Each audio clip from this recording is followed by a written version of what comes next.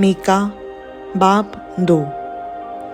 उन पर अफसोस जो बदकिरदारी के मंसूबे बांधते और बिस्तर पर पड़े पड़े शरारत की तदबीरें इजाद करते हैं और सुबह होते ही उनको अमल में लाते हैं, क्योंकि उनको इसका इख्तियार है।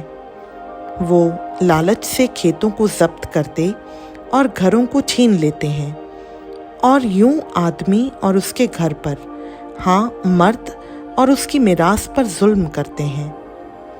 इसलिए खुदावंद यूं फरमाता है कि देख, मैं इस घराने पर आफत लाने की तदबीर करता हूँ, जिससे तुम अपनी गर्दन ना बचा सकोगे और गर्दन कशी से ना चलोगे, क्योंकि ये बुरा वक्त होगा।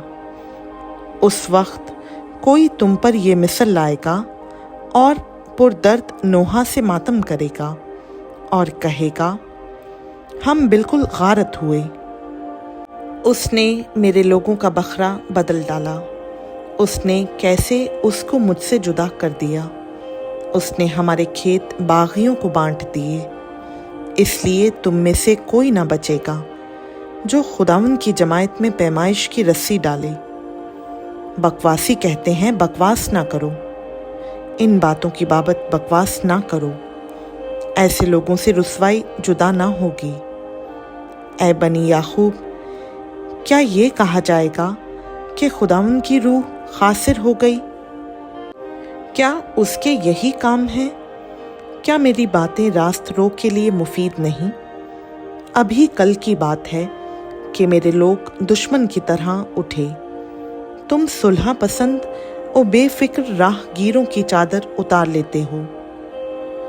तुम मेरे लोगों की औरतों को उनके मरगूब घरों से निकाल देते हो और तुमने मेरे जलाल को उनके बच्चों पर से हमेशा के लिए दूर कर दिया। उठो और चले जाओ, क्योंकि लाइलाज और मोहलिक नापाकी के सबब से ये तुम्हारी आरामगाह नहीं है। अगर कोई झूठ और बतालत का पैरो कहे कि मैं शराब व नशा की बातें करूंगा, तो वही इन लोगों का नबी होगा। ऐ याकूब, मैं यकीनन तेरे सब लोगों को फराहम करूंगा।